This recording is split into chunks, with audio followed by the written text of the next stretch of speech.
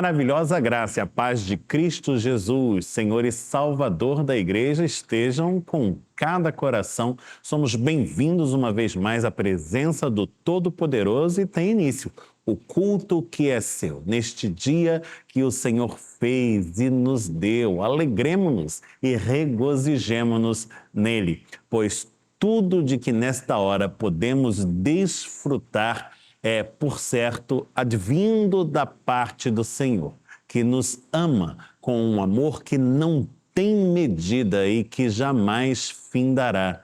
Amor perene é precisamente o tema do cântico que entoamos neste espírito de bendição, de adoração, de louvor a Deus. Amor perene é o cântico de número 88 do Inário Novo Cântico e o entoamos dirigidos pela soprano Helen Heinsley e acompanhados pela pianista e organista Gisele Santana. Vamos cantar.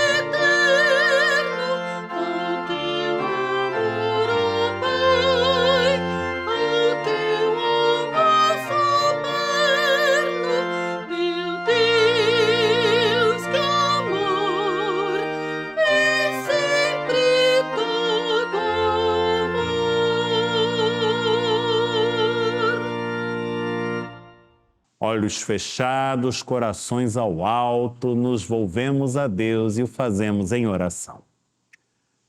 Senhor, em Tua santa presença, uma vez mais nos achamos congregados no mover do Espírito Santo e em nome de Jesus, tomando parte juntos no culto que é Teu.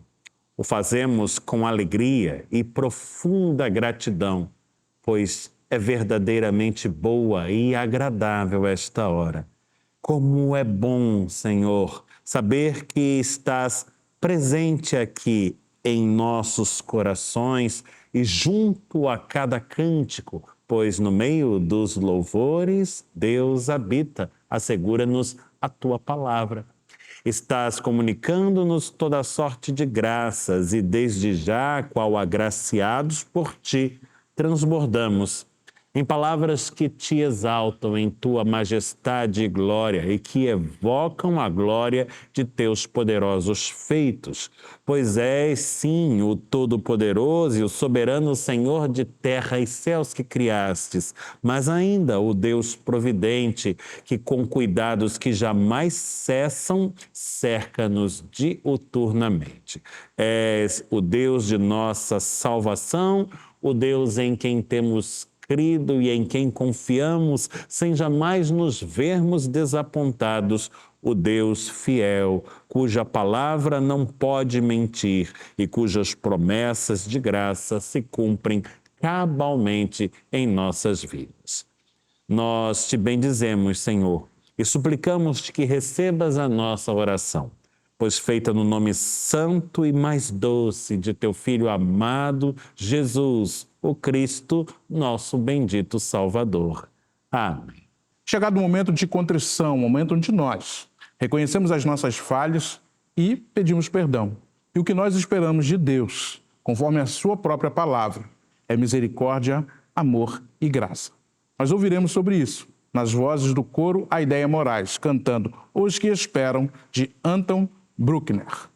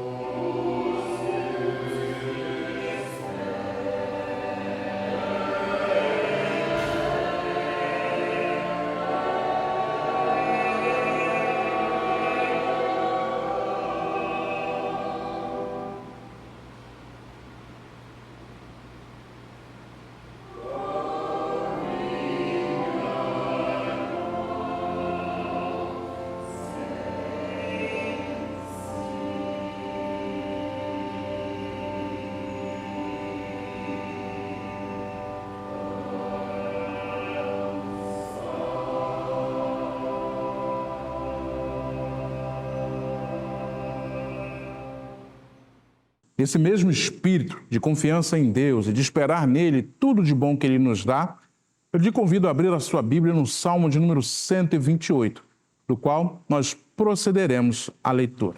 O texto sagrado diz assim: Bem-aventurado aquele que teme ao Senhor e anda nos seus caminhos. Do trabalho de tuas mãos comerás, feliz serás e tudo te irá bem. Tua esposa, no interior de tua casa, será como uma videira frutífera. Teus filhos, como rebentos da oliveira, à roda da tua mesa. Eis como será abençoado o homem que teme ao Senhor. O Senhor te abençoe desde Sião, para que vejas a prosperidade de Jerusalém. Durante os dias de tua vida, veja os filhos de teus filhos, paz sobre Israel. Bendito seja o Senhor por sua palavra. É neste momento, baseado nessa palavra, onde nós esperamos de Deus toda a sorte de bênçãos, eu lhe convido a curvar a sua cabeça e, se puder, ajoelhar-se neste momento, para confessarmos assim os nossos pecados, clamarmos ao Senhor mais uma vez que nos perdoe.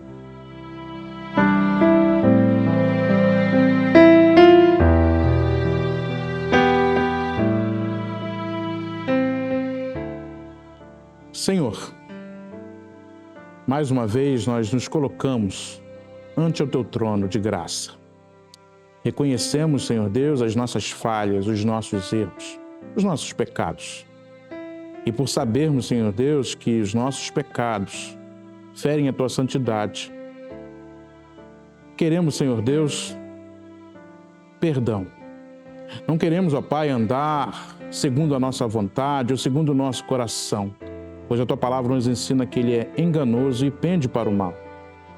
Por isso te suplicamos, Senhor, ouve a nossa triste confissão e derrama sobre nós graça, perdão e misericórdia. Queremos, ó Pai, fazer a tua vontade acima de todas as coisas. Queremos, Senhor, te servir melhor em todo o tempo. Fica conosco, Pai. Que o teu Espírito Santo nos oriente no caminho correto do Evangelho e que sigamos por essa trilha até que o Senhor mesmo nos chame, ou que Cristo venha nos buscar. Te suplicamos ainda, tende misericórdia de nós diante dos desafios que a vida nos traz. Abençoa, Senhor Deus, os enfermos, aqueles que sofrem, aqueles que se encontram num leito de hospital ou fazendo um tratamento. Que, ó Pai, recebam de Ti toda a sorte de bênção, para que sejam felizes e possam reputar glória e honra ao Teu nome. Te pedimos perdão e te agradecemos porque sabemos que o Senhor nos dá. Em nome de Jesus. Amém. A Igreja Presbiteriana de Copacabana tem se engajado ao longo destes quase 110 anos de vida organizada para levar adiante a mensagem do Evangelho, não apenas de palavra, mas com gestos concretos de amor. E todos os frutos que pudemos colher até aqui, decorrentes de todo este esforço, só foram possíveis graças à fidelidade de Deus, que se manifesta na fidelidade da Igreja quanto à remessa de dízimos e ofertas que dão sustento a esta causa. E você é nosso convidado para ladear conosco e estar assim engajado na causa do Senhor, participando dela naquilo em que Deus lhe conceder por meio dos recursos que coloca ao seu dispor. Nesta hora, na sua tela, você pode visualizar os dados da nossa conta corrente para que encaminhe o seu dízimo e a sua oferta, servindo-se para tal dos meios eletrônicos e digitais disponíveis a este fim. Faça o seu Pix, a sua transferência, depósito, como preferir, mas participe, não fique de fora, seja uma bênção e exerça este privilégio, que é o privilégio da Igreja, ser instrumento nas mãos de Deus para a transformação deste mundo mau.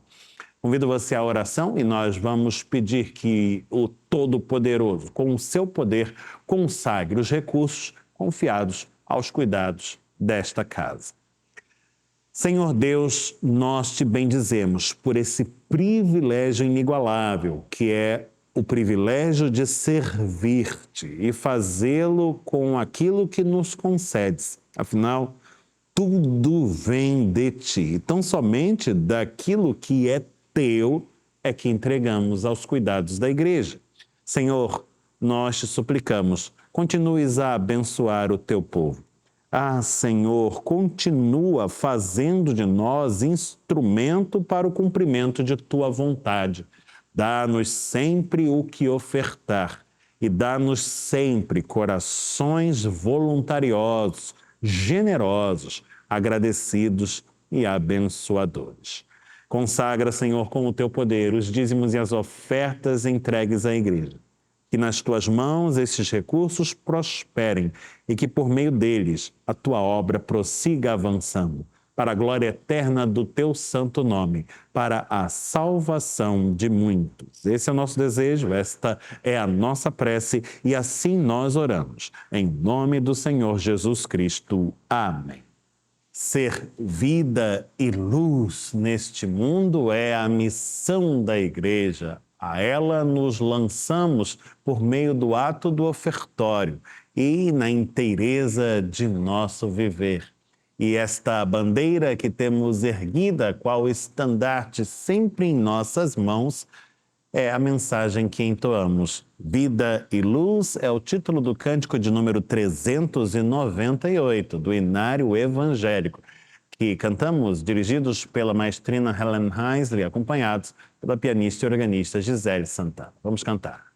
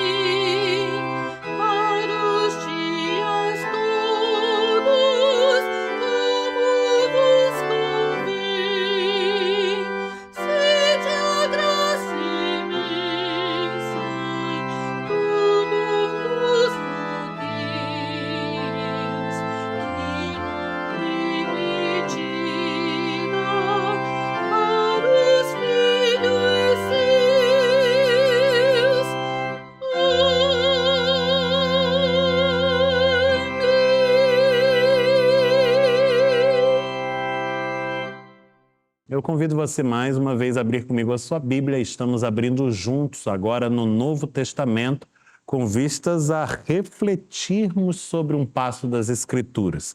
E o texto da nossa meditação se encontra na primeira carta de Paulo aos Coríntios. Estamos no Novo Testamento, estamos na primeira carta de Paulo aos Coríntios. E nela você localiza o capítulo de número 7. Estamos abrindo juntos as nossas Bíblias no Novo Testamento, na primeira carta de Paulo aos Coríntios, no capítulo 7. Nossa leitura se estende desde o versículo 29 ao versículo de número 31. 1 Coríntios 7, de 29 a 31, trecho que nos fala assim. Isto, porém, vos digo, irmãos, o tempo se abrevia. O que resta é que não só os casados sejam como se não o fossem, mas também os que choram como se não chorassem, e os que se alegram como se não se alegrassem, e os que compram como se nada possuíssem, e os que se utilizam do mundo como se dele não usassem, porque a aparência deste mundo passa. Bendito seja o Senhor pela sua santa palavra. Amém. O tempo se abrevia ou se encurta, se comprime. É assim que o apóstolo Paulo dá abertura a esse trecho que acabamos de ler, sinalizando-nos que o seu escrito carrega consigo um certo tom de urgência. Essa percepção de que o tempo foi abreviado, encurtado, comprimido, passa pela experiência do Cristo, que, vindo a este mundo, deflagrou o seu reino. E vivemos desde então, como já disseram alguns teólogos, na tensão entre o já e o ainda não. Sim, porque o reino já veio, mas ainda não em sua plenitude. E esta expectativa pela vinda do dia final, com o Cristo trazendo-nos o termo da história e a plenitude dos tempos, esta expectativa pela parousia anima a Igreja desde os seus primórdios e é assim conosco ainda hoje. Vivemos à espera de algo que acontecerá de forma súbita, iminente, algo que não temos como prever, ainda que muitos inadvertidamente já tenham feito previsões a esse respeito. Bem diz-nos os evangelhos que o dia do Senhor virá como um ladrão, como algo que chega de forma absolutamente inesperada, tomando-nos de assalto. E o apóstolo Paulo convida-nos a estarmos prontos para isto, a fim de que nada venha a nos embaraçar. O apóstolo Paulo, um exímio viajante, viveu como peregrino. Suas viagens, inclusive, tornaram-se proverbiais. Tantas das nossas Bíblias modernas, em suas últimas páginas, carregam mapas onde os percursos trilhados pelo apóstolo dos gentios se nos afiguram impressionantes, instigantes, admiráveis. E ele, que foi, portanto, um tremendo caminhante, entendia muito bem a necessidade de ver-se assim desembaraçado, desimpedido. Afinal, para bem caminharmos, é preciso que estejamos livres de qualquer coisa que venha nos tolher o movimento. E é justamente a este desprendimento da realidade que o apóstolo nos convida em sua palavra, apresentando-nos uma lista de realidades que, se por um lado não é exaustiva, por outro lado é deveras abrangente e mostra-nos que a vida que nos circunda como um todo, a realidade deste mundo em que estamos inseridos, é uma realidade tremendamente fugaz, fugidia, efêmera, está passando. E se nos apegarmos a ela, estaremos tolhendo a experiência do viver. Paulo nos recorda, através da sua exposição, algo fundamental que por vezes nos escapa à lembrança, que fomos vocacionados não meramente para o que é temporal, mas, sobretudo, para a eternidade. Somos qual peregrinos nesta terra, sempre em marcha, mirando um alvo que está para muito além daqui. Sim, as coisas deste mundo têm seu valor e a realidade que nos circunda é cara a nós, mas devemos aspirar a algo que está para além de todas estas coisas e que a todas estas excede muitíssimo em seu valor profundo.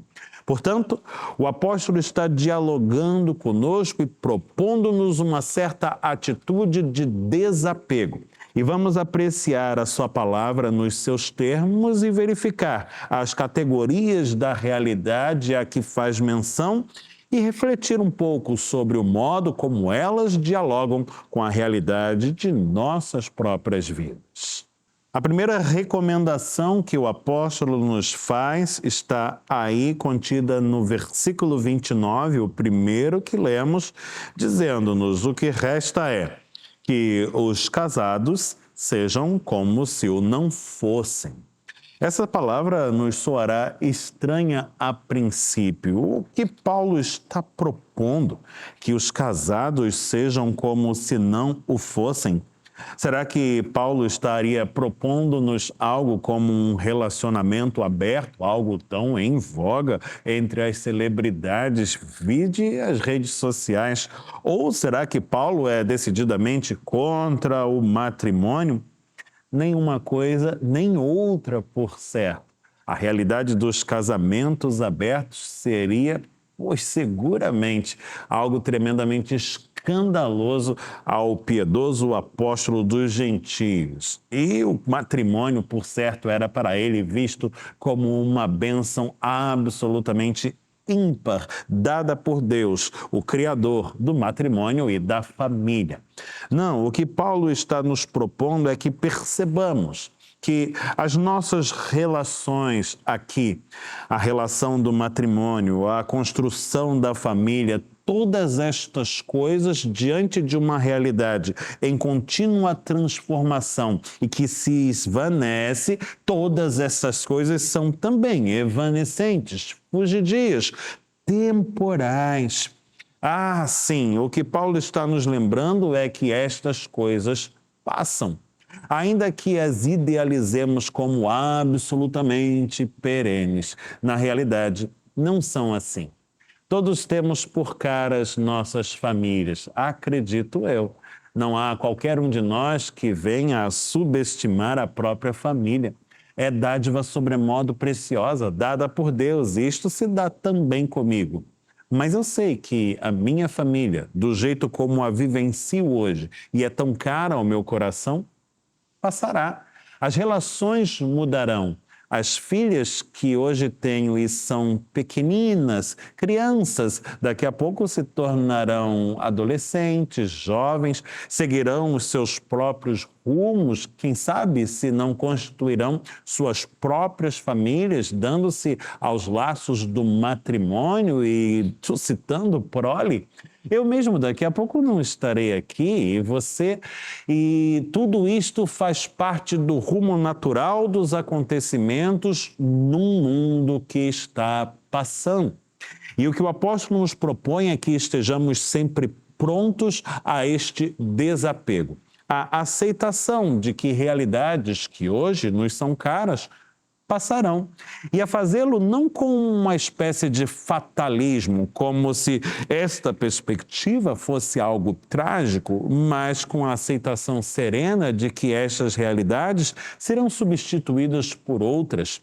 Sim, este é o modo como Deus ordenou a realidade deste mundo.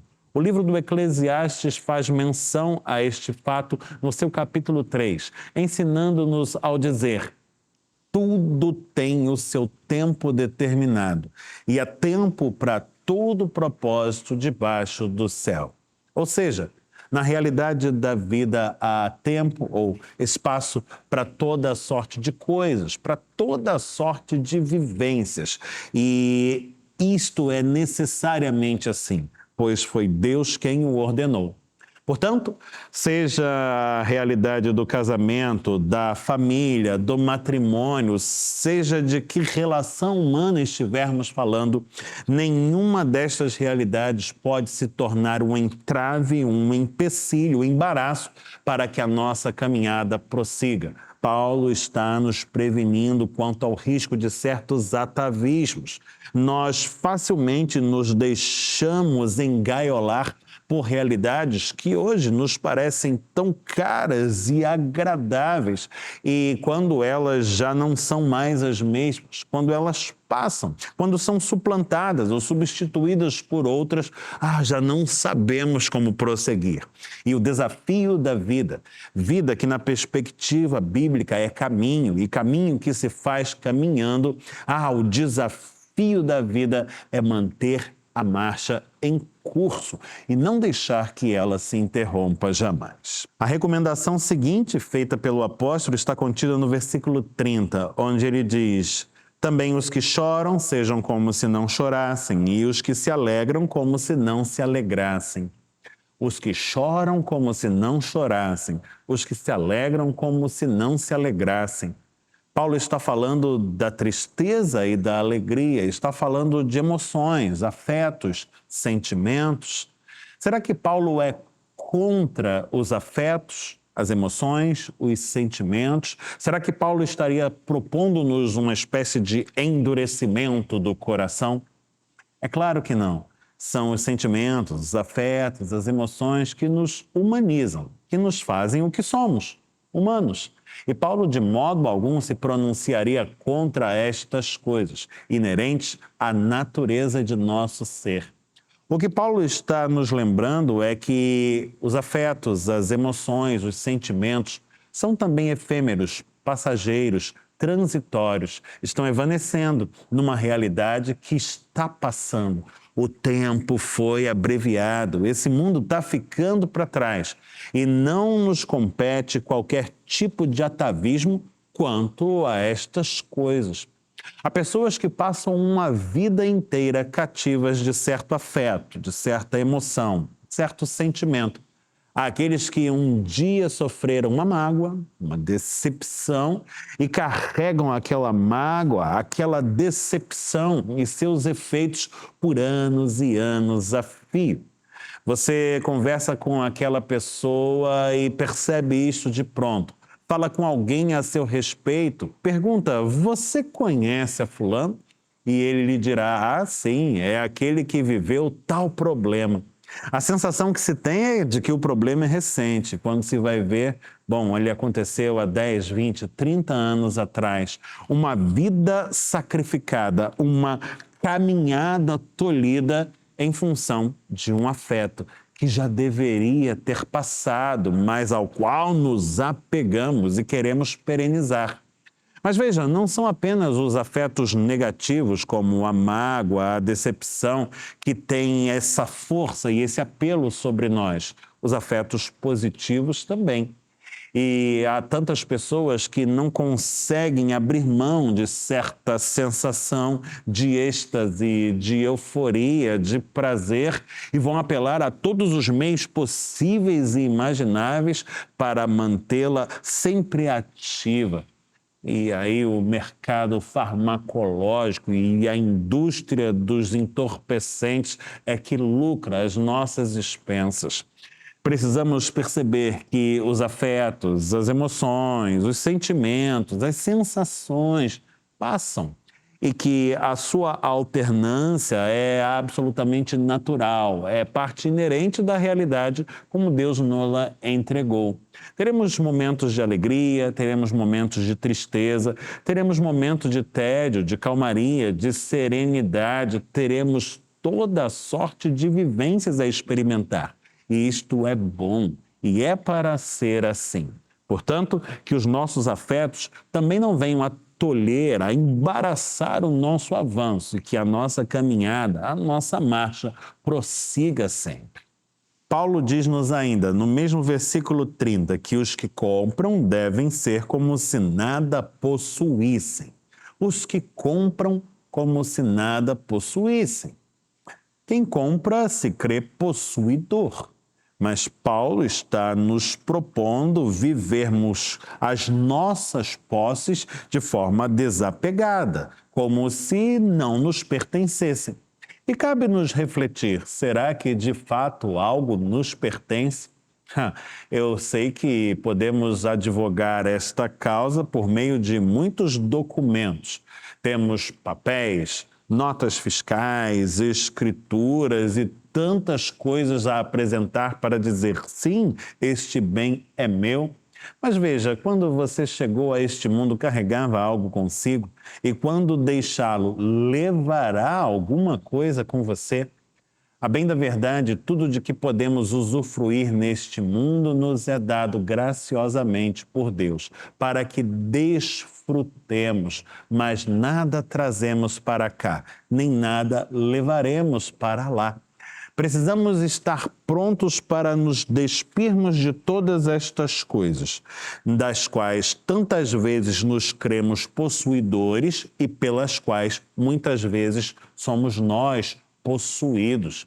Alguém que se crê senhor de seu dinheiro, muitas vezes é na realidade um refém do próprio dinheiro, do patrimônio que juntou. E esta escravização não nos compete de forma alguma, pois foi para a liberdade que Cristo nos libertou.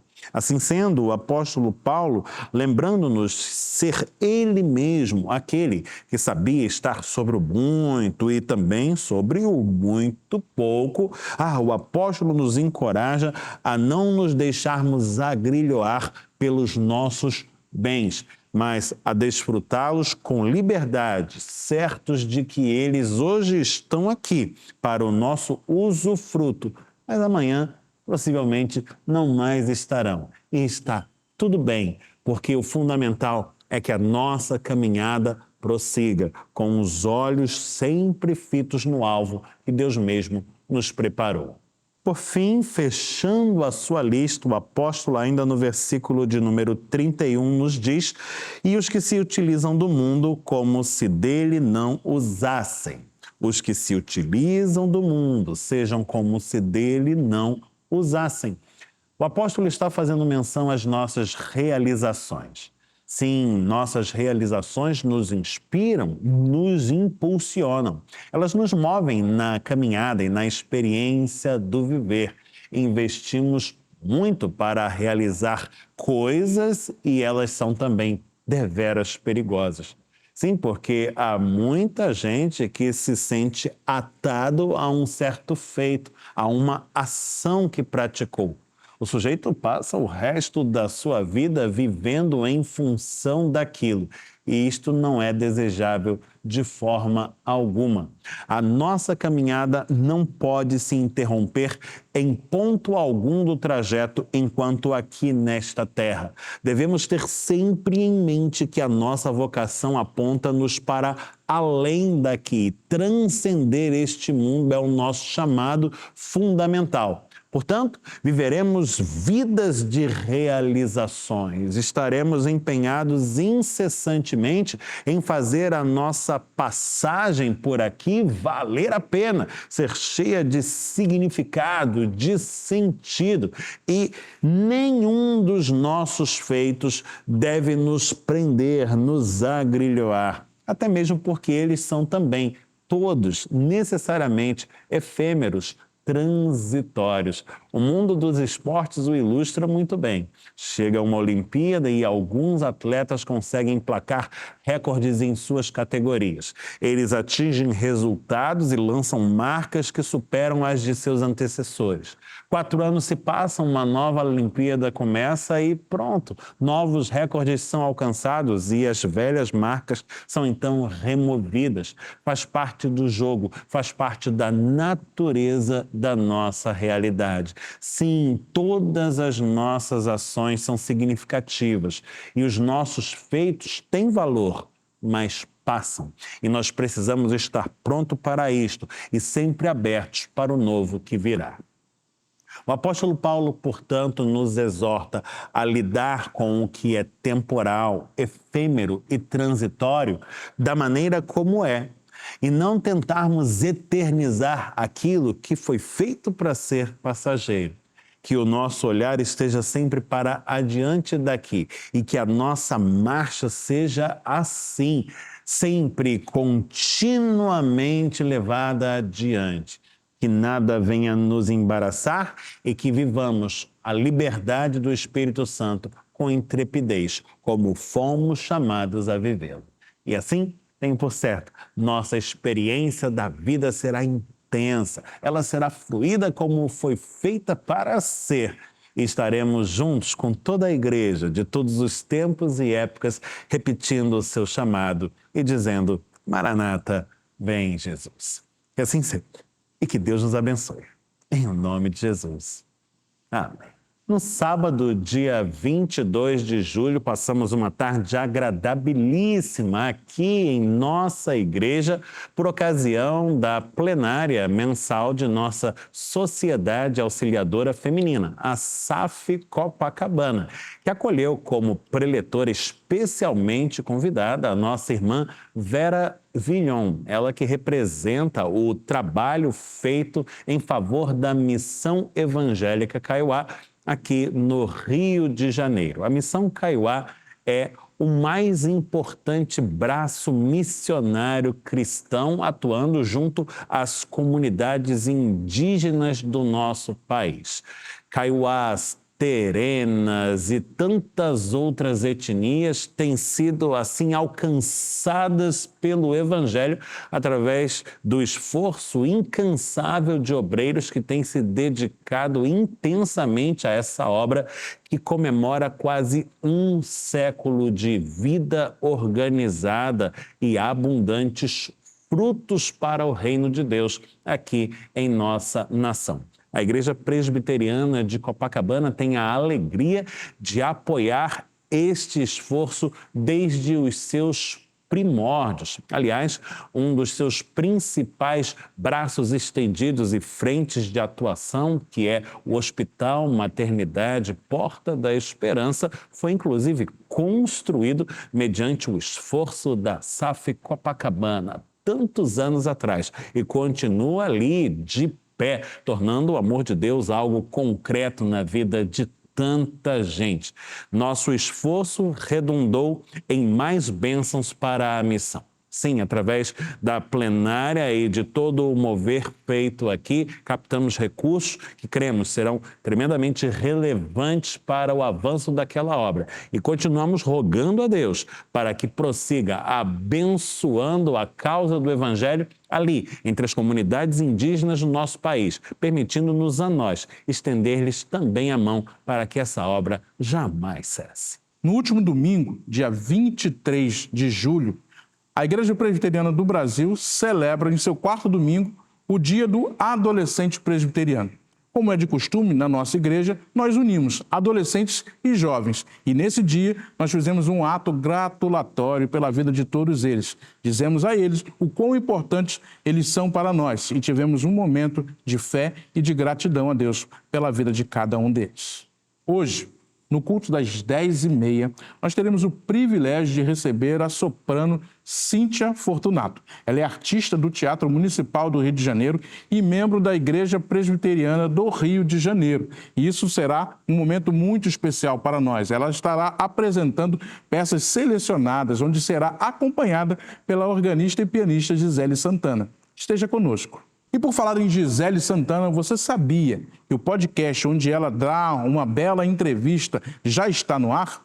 Acesse o nosso link que está aí embaixo. Eu tenho certeza que será muito proveitoso para você.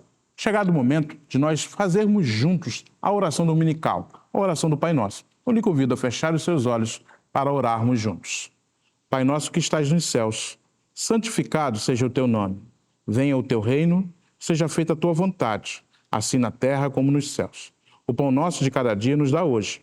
Perdoa-nos as nossas dívidas, assim como nós perdoamos aos nossos devedores. Não nos deixes cair em tentação, mas livra-nos do mal, pois teu reino, o poder e a glória para sempre. Amém. E que o Senhor te abençoe e te guarde. Que o Senhor faça resplandecer o rosto sobre ti e tenha misericórdia de ti. Que o Senhor sobre ti levante o rosto e te dê paz. E que a graça de nosso Senhor e Salvador, Jesus Cristo, o amor de Deus, o Pai Celeste e a comunhão do Espírito Santo permaneçam com todos, hoje e eternamente. Amém.